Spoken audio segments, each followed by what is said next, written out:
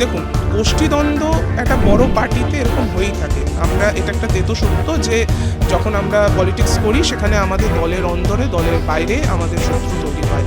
ততক্ষণ না আমরা নিজেদেরকে সহকর্মী ভাবতে পারবো আমরা যদি একে অপরকে থ্রেট মনে করি। আবারও বলছি, এটা দলের অন্দরে দলের বাইরে দুটোই। সেখানে কখনোই একটা সুস্থ রাজনৈতিক পরিবেশ সৃষ্টি হতে পারে না।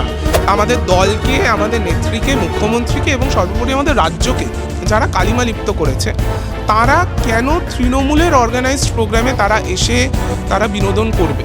কিন্তু কিছু কিছু শিল্পী যারা এই ধরনের এই দ্রোহ মিছিল মিটিং এই জিনিসগুলো যারা করেছিলেন, তারা মমতা বন্দ্যোপাধ্যায়কে যে ভাষায় আক্রমণ করেছেন, তারপরে তাদেরকে কোনো রকমের স্পেস দেওয়াটা অনুচিত বলে মনে করি। মালদায় তৃণমূল নেতার ভয়ঙ্কর পরিণতির পিছনেই তৃণমূল নেতা। ইতিমধ্যে গ্রেফতার করা হয়েছে নরেন্দ্র, মূলত তিনি নাকি অভিযুক্ত হয়েছেন এবং পুলিশ তাকে গ্রেফতারও করেছে। এই যে গোষ্ঠীদ্বন্দ্ব যে প্রকাশ্যে, গোষ্ঠীদ্বন্দ্বের প্রভাবে একজন তৃণমূলের নেতা আরেকজন তৃণমূল নেতাকে ওপর এই ধরনের পরিণতি হচ্ছে, এটা নিয়ে কী বলবে? কারণ শুধুমাত্র দলের চিন্তা না, বা পাশাপাশি দেখা যাচ্ছে যে বিরোধীরা এই জিনিসটাকে কিন্তু তারাও হাতিয়ার করে দিচ্ছে।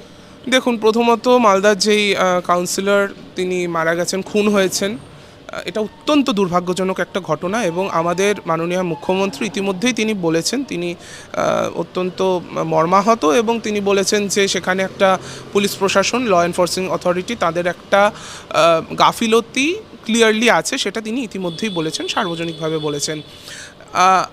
এখন যেটা জানা যাচ্ছে যে সেখানে তৃণমূলেরই কিছু অন্য নেতৃত্ব বা হোয়াটএভার, তারা কর্মী দুষ্কৃতী, তারা এটার মধ্যে যুক্ত আছে।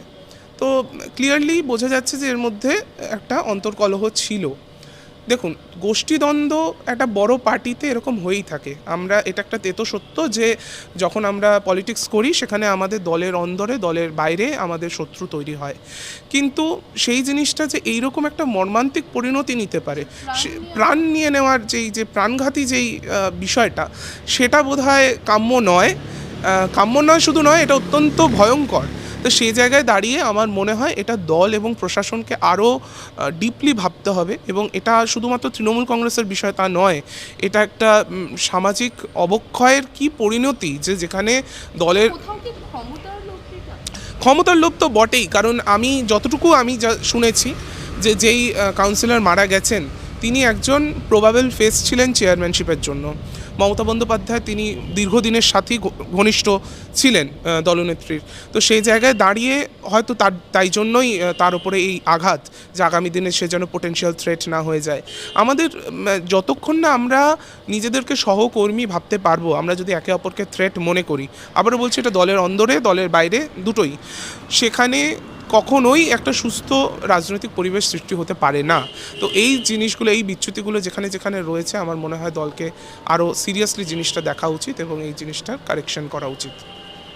এই গোষ্ঠীদ্বন্দ্ব থেকে আরেকটি প্রশ্ন, আমরা জানি যে ইতিমধ্যেই শিল্পী বয়কট তত্ত্ব নিয়ে দলের মধ্যে শোরগোল চলছে, যেটা দেখা যাচ্ছে যে ইতিমধ্যেই শিল্পী বয়কট তত্ত্ব নিয়ে দু রকমের মত তৈরি হয়েছে দলে, একথা কিন্তু শিক্ষামন্ত্রী নিজেই বলেছেন। তবে কি এই যে নবীন প্রবীণ দ্বন্দ্ব আবার কি শিল্পী বয়কট তত্ত্বের মাধ্যমে মাথাচাড়া দিচ্ছে? না, এখানে কোনো দু রকমের মত কেন, এখানে একাধিক মত হতে পারে, হ্যাঁ, মাল্টিপল মত হতে পারে। দেখুন, আমার মতামত খুব ক্লিয়ার। যারা 3-3.5 মাস ধরে আমাদের দলকে, আমাদের নেত্রীকে, মুখ্যমন্ত্রীকে এবং সর্বোপরি আমাদের রাজ্যকে যারা কালিমা লিপ্ত করেছে, তারা কেন তৃণমূলের অর্গানাইজড প্রোগ্রামে তারা এসে তারা বিনোদন করবে? তারা তো দ্রোহের এত মিছিল মিটিং এত কিছু করলেন, তো তাতে তাদের হলো না? তারা এত রকমভাবে মমতা বন্দ্যোপাধ্যায়কে তারা কি বলবো, কলুষিত করার চেষ্টা করেছেন, রাজ্যের ইমেজকে কলুষিত করার চেষ্টা করেছেন। সেই জায়গায় দাঁড়িয়ে তারা আজকে তার দলের অর্গানাইজড প্রোগ্রামে তারা কেন আসছেন, কোন লজ্জায় আসছেন? এইটাই আমার মেন প্রশ্ন। আর আমাদের যারা বিভিন্ন কর্মীরা যারা ডাকছে এই ধরনের শিল্পীদের, হয় তারা জানে না, তারা সেই 3.5 মাস ধরে নাকে তেল দিয়ে ঘুমাচ্ছিল, সেই জন্য তারা জানে না যে তাদের এই ইস্যুর ওপরে তাদের মতামত কী ছিল। আর সেই শিল্পীদেরই আমি বলবো, আপনারা তো বলেছিলেন আপনারা চটি চাটা নন, আপনারা এই সেই অনেক কিছু তো বলেছিলেন, আপনারা তো রাজ্যকে অনেক কথা বলেছিলেন। তো এখন আপনারা কোন লজ্জায় কিছু টাকার জন্য আপনারা তৃণমূলের অর্গানাইজড প্রোগ্রাম করতে আসছেন? এই যে মন্তব্য, যেটা আপনিও বললেন একমত যে তারা কেন আসবে, কিন্তু অভিষেক ব্যানার্জি তিনি তো বলছেন যে তার তরফ থেকে বা সভাপতির তরফ থেকে বা মুখ্যমন্ত্রীর তরফ থেকে এই ধরনের কোনো বার্তা যায়নি। না ঠিকই, আমি তো বলছি না এটা কোনো অফিসিয়াল মতামত মতামতের বিরোধিতায় না। না, এখানে কোনো, আমি বলছি দলের তরফ থেকে এটা কোনো অফিসিয়াল মতামত নয়। আবারও বলছি, এই সময়টায় যারা অ্যাক্টিভলি এদের এই চক্রান্তের বিরুদ্ধে যাদেরকে মোকাবেলা করতে হয়েছে, তাদের ভিউ পয়েন্ট আর দলের অফিসিয়াল ভিউ পয়েন্ট আলাদা হতেই পারে, এটার মধ্যে কোনো প্রবলেমের কিছু নেই। এবং আমরা বলছি না যে এ বয়কট ও বয়কট, সেটা বলছি না। আমি বলছি এদের ডাকার কি দরকার, বা এরা কোন লজ্জায় আসছে। আমার প্রশ্নটা এই জায়গাটা খুব সিম্পল, যে এদের কেন ডাকবো? আমাদের কি শিল্পীর আকাল পড়েছে? আর এখানে কোনো নবীন প্রবীণের কোনো ব্যাপার নেই। পারে বিভিন্ন ইস্যু ভিত্তিক আমাদের মাল্টিপল ভিউজ হতেই পারে, এটাই ডেমোক্রেসি, এবং তৃণমূলে সেই ডেমোক্রেটিক স্পেসটা রয়েছে। এই বিষয় নিয়ে মানে শুধুমাত্র এই শিল্পী বয়কট যে তত্ত্ব, এটা নিয়েই বারংবার কিন্তু এই প্রশ্নটাই উঠছে সমস্ত জায়গায়। না, এই প্রশ্ন উঠতে পারে তো, শিল্পী বয়কটের যে প্রশ্নটা, প্রথমত কেউ শিল্পী বয়কটের কথা বলেনি। প্রথমত যারা বিরোধিতা করেছে তাদেরকে বয়কট করা হচ্ছে এরকম কিছু বলাই হয়নি। আমাদের বক্তব্যটা খুব সিম্পল, যারা, আমি কোনো নাম করছি না, আমি নাম করতে পারি না বলে করছি না, কিন্তু কিছু কিছু শিল্পী যারা মানে এই ধরনের এই দ্রোহ মিছিল মিটিং এই জিনিসগুলো যারা করেছিলেন, তারা মমতা বন্দ্যোপাধ্যায়কে যে ভাষায় আক্রমণ করেছেন, তারপরে তাদেরকে কোনো রকমের স্পেস দেওয়াটা অনুচিত বলে মনে করি। ক্লিয়ার ব্যাপার।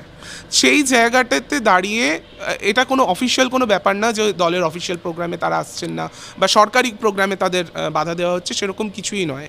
এটা এটা তাদের যদি ডেমোক্রেসি এটা হয় যে তারা মুখ্যমন্ত্রী মমতা বন্দ্যোপাধ্যায়কে যা নয় তাই বলতে পারেন, একটা ফলস প্রেমাইসের ওপরে যা নয় তাই বলতে পারেন, তো তাহলে এটাও আমাদের ডেমোক্রেটিক, মানে এটা আমাদের পরিসর যে আমরা কাদেরকে আমাদের মঞ্চে ডাকবো। ডোনা গাঙ্গুলির বিষয়টাতেও আমার ওই একই বক্তব্য, যে ডোনা গাঙ্গুলিকে যখন তারা যখন ইউকেতে একটা প্রোগ্রামে তাকে যখন তার প্রোগ্রাম ক্যান্সেলড হয়েছিল, তখন কিছু মানুষকে আমি তো প্রমোদে নাচতে দেখেছি। যে ডোনা গাঙ্গুলিকে যখন একটা আন্তর্জাতিক স্তরে তাকে যখন রোখা হলো, তখন তো তারা বললো যে ও চটি চাটা বেশ হয়েছে, তাদেরকে আটকে দেওয়া হয়েছে। তো এখন তখন তার শিল্পী সত্তার প্রশ্ন তো আপনাদের মনে জাগেনি? যে তিনি তো একজন শিল্পী, তিনি তো একজন মানে সারা বিশ্ব বিখ্যাত একজন ডান্সার। তো তার প্রোগ্রাম যখন আটকানো হলো এই ধরনের যে কোনো কারণেই হোক, সে কারণটা এখনও আমাদের কাছে অজানা, কিন্তু সেই সময় তো বেশ কিছু মানুষ আনন্দ করেছিলেন। তো এখন শিল্পী সত্তা, এগুলো কারো শিল্পী সত্তায় কোনো আঘাত করা হচ্ছে না। তাদের ব্যক্তিগত যে রাজনৈতিক সত্তা, তারা যারা যে ঘৃণ্য মানসিকতার পরিচয় দিয়েছিলেন, সেটাকে আমরা বিরোধিতা করছি। বাংলা হান্টের আরও খবর দেখতে নজর রাখুন। বাংলা খবর মানেই বাংলা হান্ট।